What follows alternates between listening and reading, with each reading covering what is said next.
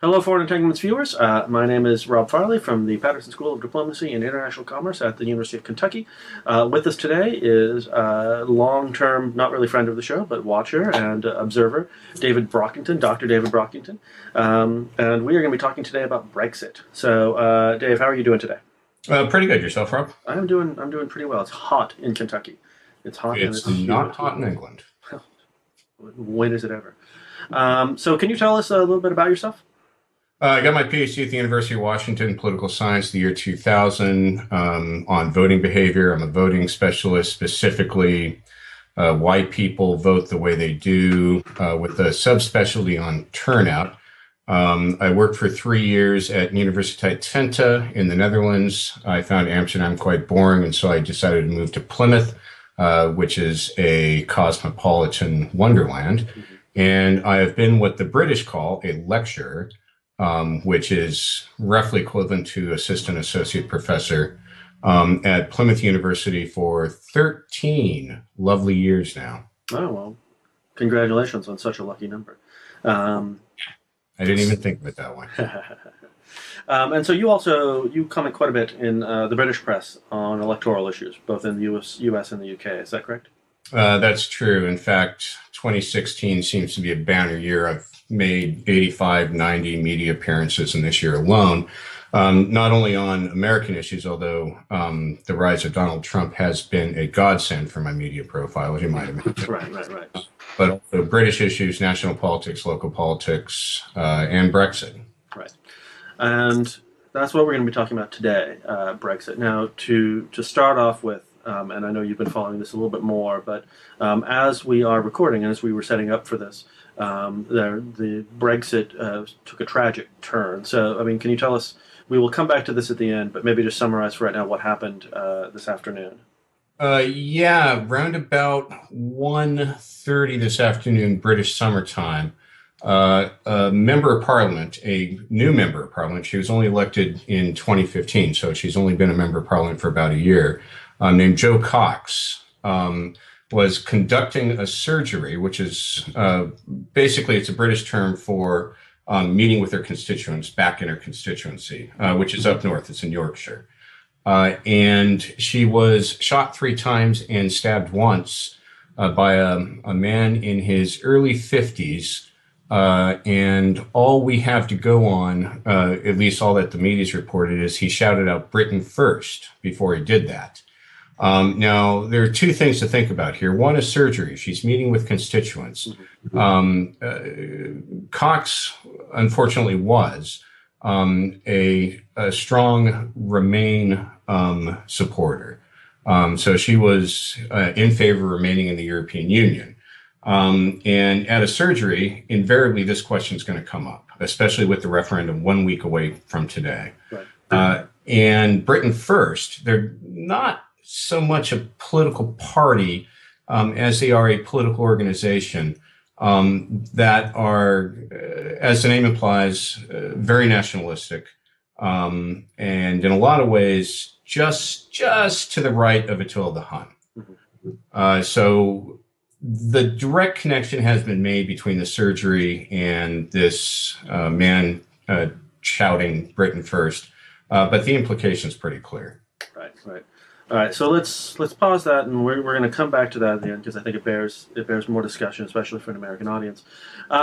So things that we know right now, that the polls are indicating the vote is going to be very close between Leave and Remain. So I guess you've been there, and so you've been paying a lot of attention to these issues.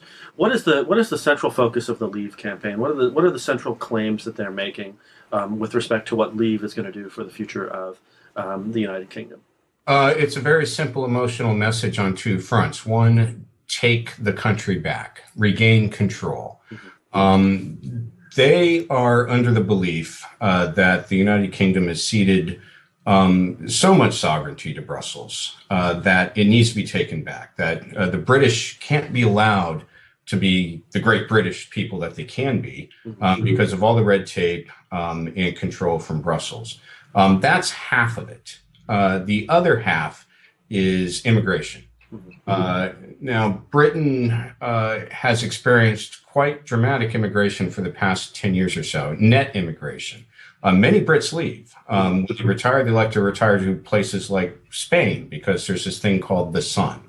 But many people are coming in. Now, with the European Union, of course, you have the free movement of labor. That's one of the cornerstones of what the European Union is about. That's how it works.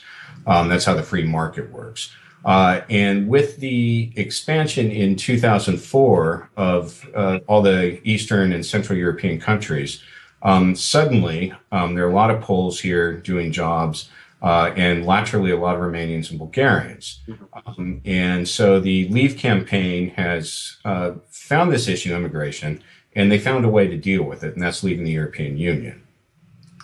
Now, is there also apart from the Eastern Europeans, is there also some sort of special concern about which is the sort of broader European concern, but it also has to do with freedom of movement, about the myriad movement of Syrian refugees and other refugees from Africa into the European Union and then into the United Kingdom at some point?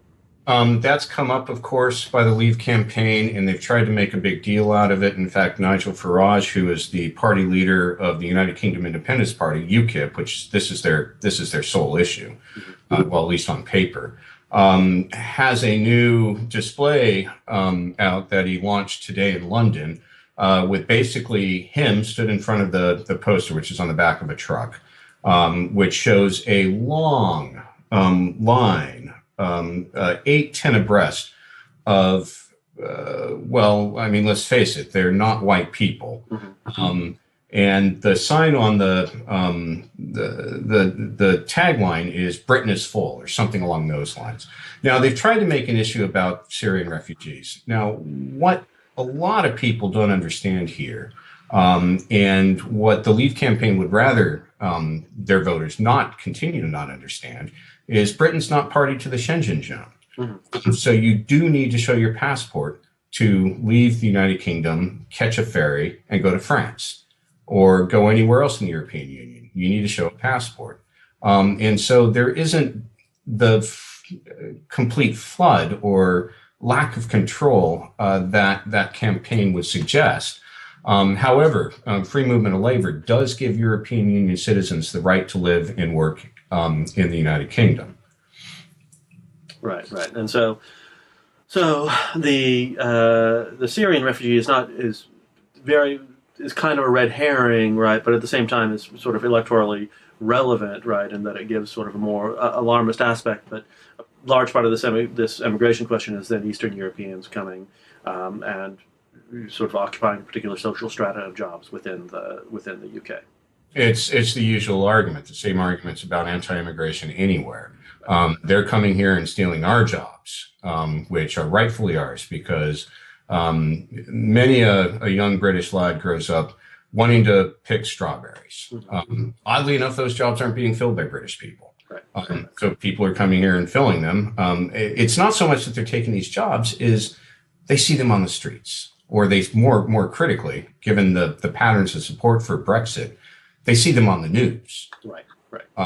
And it's not the England that they didn't grow up in the 1950s anymore.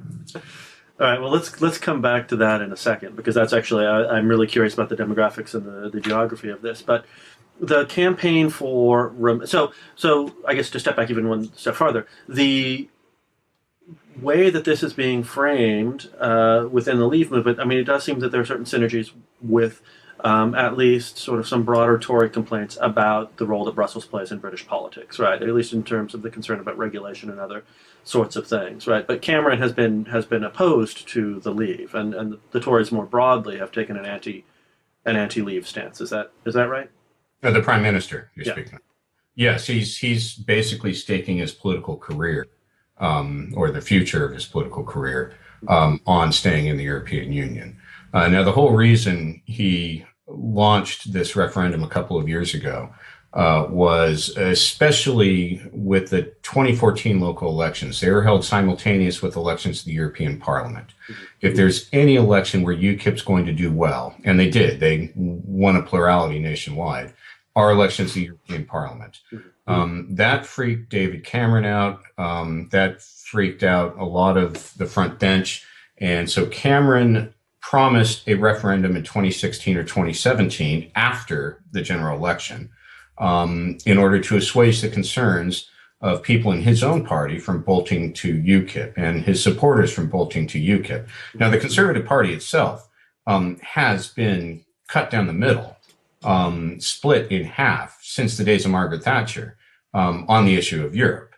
And they were able to cover it up when they were in opposition. But once they became part of the coalition government in 2010, it became an issue again. So the referendum was a short-term tactical electoral move on David Cameron's part. And he said, look, I'm going to campaign against it, but I'll give you your referendum. Now, of course, at the time, everybody thought it wouldn't be a problem. Right. And that's proven to be, mildly stated, wrong. Now, the chief argument of the Leave campaign, or some of the chief arguments of the Leave campaign, maybe you could go through some of the other ones. But the one I'm familiar with most is a sort of these questions of the very significant macroeconomic impact of leaving the European Union in short order, right? And I know that there's been a lot of estimates out there, but the economic costs of this and the economic costs of sort of suddenly introducing a lot more friction into the economic relationship between Great Britain and all of its closest trading partners would be pretty significant. So, I mean, there's that, but what are the other arguments that people are making about, why we need to not do this insane thing?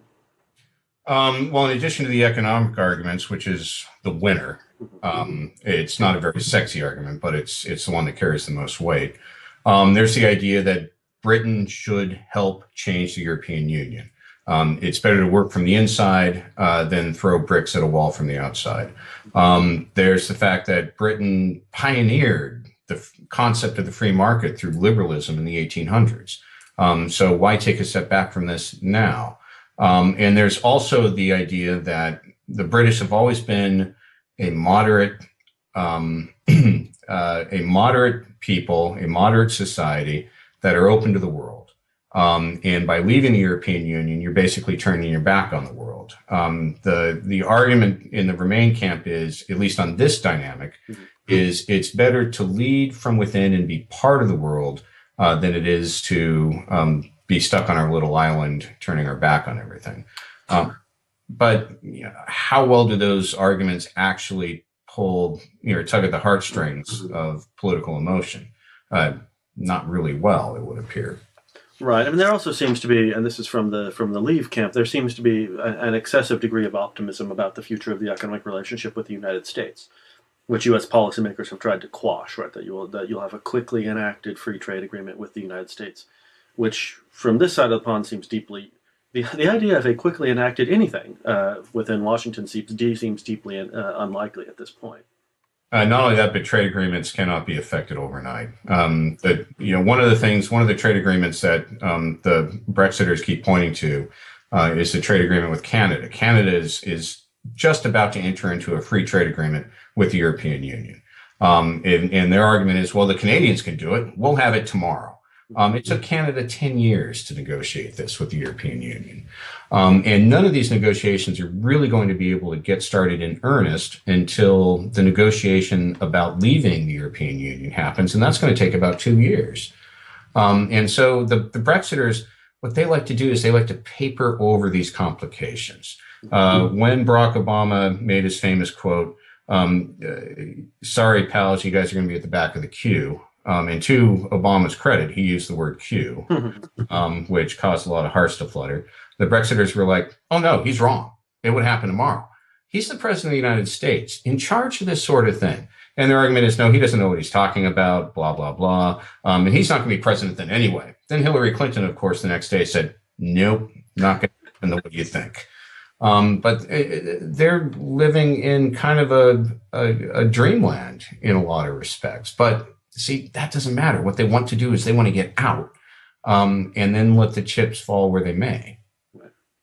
And now Trump has been, for what it's worth, he has said words with respect to this, and he's been as far as one can tell about his position, he's been supportive of Brexit. If I'm recollecting correctly, do Trump's words carry much weight in the United Kingdom? even though the three stooges running the Brexit campaign, Nigel Farage, Michael Gove, and Boris Johnson, um, are not necessarily what you would consider top flight intellectuals, and are definitely well to the right of center of politics here in Britain. Uh, Donald Trump's support within the context of British politics, they'd rather do without. So let's talk about where we are in terms of what the referendum is looking like at the moment. So I know you wrote a little bit about this morning, and you wrote about this in contrast with the situation with the Scottish referendum some time ago. Things are looking pretty good for Leave. So maybe if you could talk a little bit about where the polling stands right now and sort of where in terms of class and geography support for Brexit is really coming from. Well, in terms of the numbers, they're all over the map right now. And they're all over the map because all the polling houses in the United Kingdom magnificently failed in predicting the general election last May. We all thought it was going to be a hung parliament. Labour would be the largest party, but they'd have to form some sort of minority or a coalition. And obviously it didn't work out that way. The Conservatives have a 12-seat majority. The Conservatives considerably outperformed the polls. And so the polling houses have all been tweaking their methodologies ever since. And over the course of polling for the EU referendum, the polling houses have been tweaking their methodologies on the fly, and they're using different methodologies. And so we're coming up with different results. And the main sticking point, a lot of the problem with the general election was sampling. They oversampled Labour supporters who were young, who ultimately didn't vote, obviously. But they're really trying to work hard at getting likely voter models sorted out in advance of the referendum. That said, what we do know is over the past couple of weeks, there has been a significant and substantive shift in the direction of leave the European Union. And right now, as it stands, I believe every single poll that has come out in the last week or two has shown Leave winning the referendum by varying degrees of numbers. And there's another issue in the polling data to consider as well, which has made this difficult to track. That online polls, which these days are the way most polling is conducted, is showing has always been heavily weighted towards Leave. Now, not that Leave would win. A month ago, online polls were still showing Remain with a narrow victory, but they've estimated much stronger support for Leave. Phone polls, on the other hand, have shown more support by comparison for Remain. Now, what's going on there is what I believe is going on. There is social desirability. People, when they actually talk to a live human being, find it difficult to reveal attitudes that they perceive to not be socially desirable. And given in the beginning of this campaign that the Leave support was by and large associated with UKIP. And UKIP, while they do have a modicum of support, it's only 13-15% nationwide. And people didn't want to be associated with that. So in a phone poll talking to a live human being, they'd say they'd want to Remain when in fact they wanted indeed to leave. So that's why I think we're getting that disparity there. What I don't understand about the polling houses is they were pretty much close to bang on with the Scottish referendum. And now they're all over the map. In terms of geography, the easiest way to parse this is Scotland is heavily supporting Remain. I think the last numbers I saw in Scotland were 68% Remain. Wales is strongly supporting Remain. They're in the high 50s supporting Remain. Northern Ireland is supporting Remain by about 2/3, if not 70% or so. It's England is where the Leave support is predominantly based, but it's also England to where the people predominantly live in the United Kingdom. Right. So actually, so okay, that the geography of that is very interesting. So, like within England, like where do we find the greatest support, right? I mean, I wouldn't imagine that London is big on leave, right? But the sort of the rest of England is then much more supportive of leave, I would assume. Bigger cities are tend to be Remain. Not all the big cities, though. Plymouth itself, where I live, is almost certainly going to vote Leave. And the pockets of Leave support tend to be in the southeast, the south coast, the east, the southwest, and pockets of strong classic labor support up in the northwest, so outside of Manchester, outside of Liverpool. But the strongest areas for Remain are London, Birmingham, the city of Manchester, Bristol, city of Liverpool. Places like that is where you find most of the Remain support. So what do we know about sort of the socioeconomic, education, so forth status of people who want to leave, right? I mean, I would assume that we're mostly talking white here, but does it map on to Donald Trump supporters? I mean, as it would in the United States, or I mean, is it working class? I mean, what is who are the people who are voting for leave? There are three major ways to break this down. One is age. The strongest relationship overwhelmingly is age. If you're under 30, your chances of supporting Remain are about 80%. If you're over 55, your chances of supporting Leave are about 60%, 65%. And so there's a strong systematic relationship with age.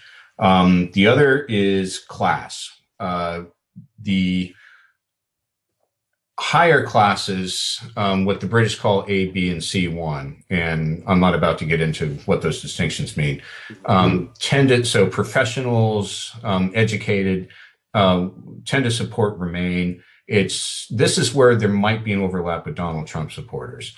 It's white, working class, older people, those who don't have academic qualifications. And so what the British refer to as GCSEs or A levels, if they don't have them, they are far more likely to want to get out of the European Union. If they're from working class or lower class backgrounds, they are far more likely to want to get out of the European Union. And what I interpret that is these are the people, both in America and in the United Kingdom, that have gotten screwed by globalization. They're older, they don't have qualifications, they can't be economically nimble. Or whatever the buzzword du jour is. And this is their one way to thumb their nose at the elite. And by thumbing their nose at the elite, it is basically all of the elite of British society. Anybody who's in a position to know anything about anything having to do with the ramifications of Brexit are strongly encouraging a Remain vote. All the major party leaders outside of Nigel Farage and UKIP are for Remain. Outside of UKIP and half the Conservative Party, the other parties are strongly for Remain. All the economists, most business leaders are for Remain.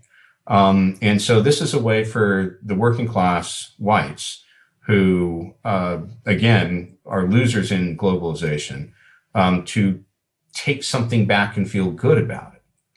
And so, I mean, in some sense, the way to interpret this, and framing it in terms of your previous comments, is, what the EU has done, or at least what it feels like the EU has done in this case, is place this white working class in the United Kingdom in direct competition with Romanians, Bulgarians, and Poles, right, for job, services, political influence, all of these things, right? And so that's what is like driving a lot of this resentment. That's one way to interpret it. Yes, that's how they feel. And as we know, it's a lot easier for people to blame somebody or something else for their predicament or their circumstances than to look at things beyond anybody's control, or to look at choices that they made, previous in their life. And maybe obviously, if you're 55 or 60-year-old white male, you could have, back in the 60s, been guaranteed a decent manufacturing job with a union here, and you could have made a working wage. You can't do that anymore. And the easy target The wrong target, but the easy target, is the European Union.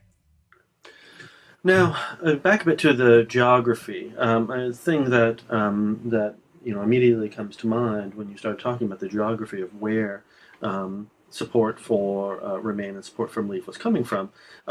So let's say that Leave wins. What kind of implications does that have in the really short term for the future of the relationship between Scotland and the United Kingdom? I mean, I know that people have been talking about that this is sort of the next spur that Scotland really has to get out of the UK. Is that something that's pretty foreseeable? I'd say another referendum on Scottish independence is far more likely in the next generation if the United Kingdom leaves the European Union than not. In fact, I'd say within 5 years. Now, I know Nicola Sturgeon the other day, who's the leader of the Scottish National Party, she downplayed the prospects for another referendum if the United Kingdom were to vote leave. But I really see it happening within 3 to 5 years. And given how close the referendum was, and given the SNP's, they're going from strength to strength, the Scottish National Party. I see them winning easily. Right. I guess on the one side, oil prices have crashed so much that the economic case for Scottish separation is less than it was. But on the other hand, the EU was pretty resolutely against Scottish independence. But if the United Kingdom is no longer in the EU, then Scotland approaches the EU as simply an independent applicant member, right? And that makes things a lot easier for Scotland's, or we would surmise a lot easier for Scotland's future relationship with the EU.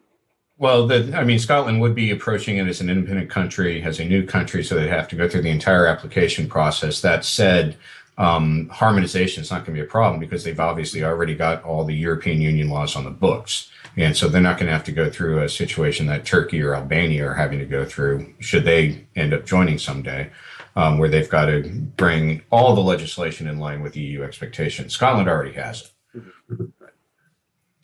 Right. Was there anything else you wanted to say about the polling or the demographics or really anything else at this point before we go back to the assassination that happened this afternoon?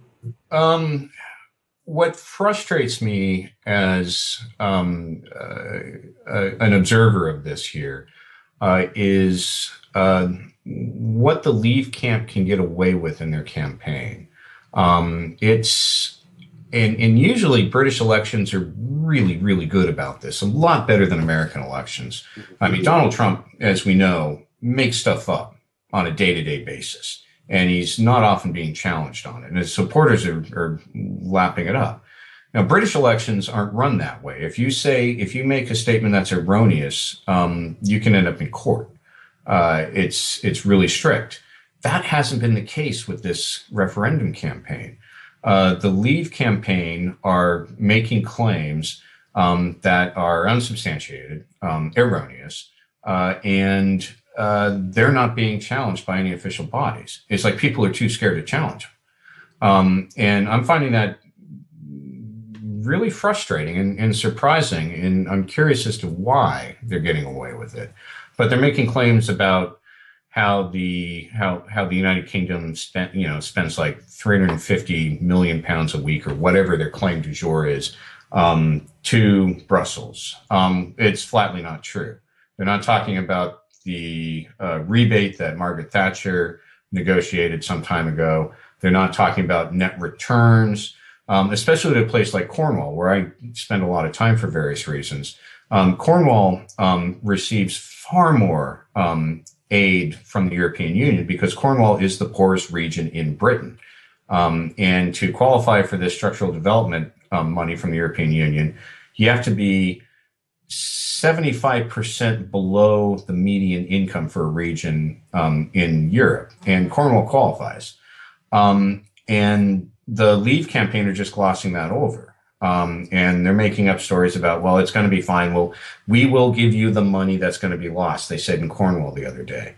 And a conservative government, which will be a significantly more right-of-center conservative government, should the referendum vote to leave the European Union, are not going to be spending that money. They also are making claims all this money could be put back in the National Health Service.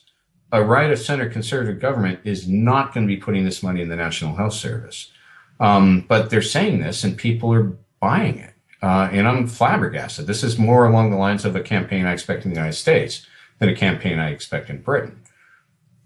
Now, what has the media reaction been to all this? How is the media lining up, or the major media organs in the UK lining up on these questions? And also, how are they treating sort of these fabulously erroneous claims? They're largely not. Now, the media are lining up as you would expect. The Telegraph, which is right of center, has always been a Leave newspaper. The Sun, Rupert Murdoch's Sun, of course, came out a few days ago in favor of Leave. But then the Sun are really good at figuring out who's going to win, and they want to get on that train.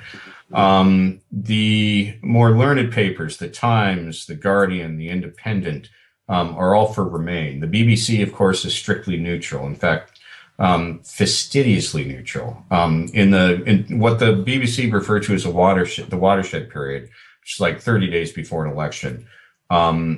Anytime anybody from one camp is on, everybody else has to have equal time on the BBC. And so it makes it difficult for me because I have to very carefully couch what I say when I'm on the BBC. And I've gotten really good at being careful. And I'm enjoying this freedom here right now that I can get away with things that I could never get away with on the beat. And so that's how the media are lining up pretty much as expected. They're following their readers. All right, so let's then step back to where we started. So obviously this took a very dramatic and deeply tragic turn this afternoon, this morning in the United States, with what has ended up being an assassination. So what has been the immediate campaign reaction to the assassination? Both campaigns immediately shut down. And I know that both the Leave and the Remain campaigns are shut down today. I know that Labour In, so the Labour Stay In campaign is also going to be shut down tomorrow, but she was a Labour member of Parliament. But that, I mean, you would expect, the campaigns to shut down. So they're doing the right thing in that regard. And so we at this point, we still don't know a ton about the assassin, right? We do know that he yelled out "Britain First," which is a slogan, and so forth. But beyond that, I would presume he's been disavowed by all of the relevant people on the Leave side, right? Well, the vice chair of Britain First. I mean, Britain First is I don't know if they're registered as a political party. They might have stood members of, candidates for parliament. They might have stood people for local council. They haven't had an appearance down here in the Southwest. I do know that the deputy leader of Britain First immediately tweeted a rather repulsive message saying that the media are trying to associate us with what happened. We had nothing to do with it. We don't know the guy. We disavow any relationship with this. What I found striking about that, of course, is they made this repudiation before his name was ever released. So we don't know if he was just saying something, if Britain First was just an opportunistic association he wanted to make, like saying that you're supporting ISIS before you kill a bunch of people, or if he really was a member of Britain First. We don't know. But I find the timing of that rather suspicious. And like I said, she was holding a surgery for her constituents. Now, the man was armed. And in America, of course, it's easy to go anywhere you want with a gun. Not in Britain. Not at all. And so this must have been premeditated. So it couldn't have been something that she said while discussing her support for Remain that triggered, his reaction. He was going to do this, or at least he wanted to be in a position where he could act in this way. So should the opportunity arise. Right, and she was a new MP, but she was also well known, right? She was regarded as a rising person within Labour. Is that correct? Yeah, she was a rising star within Labour. 41 years old, 2 young children, husband. Loved across the benches. A good friend of hers was the ex-leader of the Liberal Democrat Party, who was the deputy prime minister under the coalition. So she had friends, across all the parties. By all accounts, a really outgoing, charming, personable member of parliament. She also worked on the front lines in agencies like Oxfam and stuff like that. So she wasn't an opportunistic politician. She was walking the walk, to use a tired cliche. Now, I mean, apart from the naval battle in the Thames that happened yesterday, I mean, is this really the first serious violence that we've seen associated with this campaign on either side, or have there been other incidents that have preceded this? It's the first thing. It's the first thing I've heard of. That said, I can speak from personal experience that during the local elections in 2014, I was out campaigning for the Labour Party, and some UKIP canvassers happened to be driving by, and let's just say that their behavior wasn't polite. I chaired a debate on the European Union about a month ago on campus, which had about 100 people. And it turned out everybody on the panel was pro-European Union. There's a member of the European Parliament, there's a city councillor from Plymouth, and a chap from Friends of the Earth. And the responses of some of those who quite obviously were in favor of Brexit, again, wasn't polite. And one guy left in a huff about one third of the way through it, muttering obscenities under his breath. And so, I mean, I don't want to say that, I mean, obviously, I'm not saying that everybody supporting Brexit has violent tendencies. But I think that side of the political spectrum, as we know from, Trump, rallies have seen similar dynamics, is prone to attracting people with that approach. But as far as I know, as far as I can recall, during this campaign, it was the first serious bit of political violence that we've seen, yes. I know it's way too early, and it's also vulgar to speculate about the eventual impact of this. My assumption is that the reaction, sort of, beyond the disavowal in this case, has been with sort of horror, shock, and horror, and so forth in the United Kingdom. Is there likely to be any sort of more aggressive state response, right, in terms of trying to manage rallies more carefully, or any sort of police response to this concern, or do you think this is just going to be treated as a blip? It was the first member of parliament to be murdered in 26 years. So it is a pretty big deal. The discussion on Radio 4 immediately after it hit the news was that members of parliament have no protection. In fact, it's their job to go out in their community. And MPs from both major parties spoke anecdotally about how things seem to be a little bit scarier now than they were 10, 15, 20 years ago. And so there will be a discussion ensuing about MPs having some form of protection. Now, there's 650 members of parliament, and they represent constituencies that are about 15% the size of a congressional district in the United States. So this, I don't know how they would go about doing this. I mean, I don't know what the security detail for a member of Congress is, but MPs have none. They'll have an aide, maybe two aides that'll travel around with them from time, all the time. But, I've invited, I run a seminar series in my department, for my students. And, I invite members of parliament to it. I had 4 different MPs, present at my seminar series this year, and they just show up. So there'll be some discussion about giving them protection. I don't know if anything's going to change. All right. Well, do you have any closing thoughts? This has been a very good discussion. So, anything else you want to get off your chest while you can still avoid neutrality?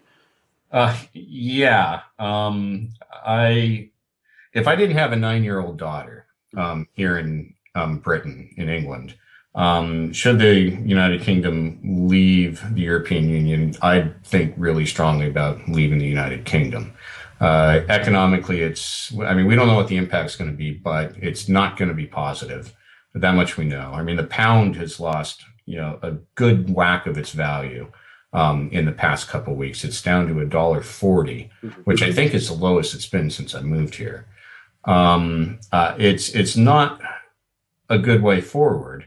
The problem is, that viewpoint obviously isn't shared with enough people to guarantee that the United Kingdom is going to remain in the European Union. Well, David, thank you so much for joining us today, and Foreign Intelligence viewers, thank you so much for joining us. And it's a wonderful conversation, and maybe we'll have another one after all of this is over and see where we are then. It's going to be fascinating after it's over. I mean, the Conservative Party, the current government, is going to change. Win or lose, there are going to be changes, and that's going to be fascinating. All right. Well, thanks a lot, and we will talk to you soon. All right. Thanks, Rob.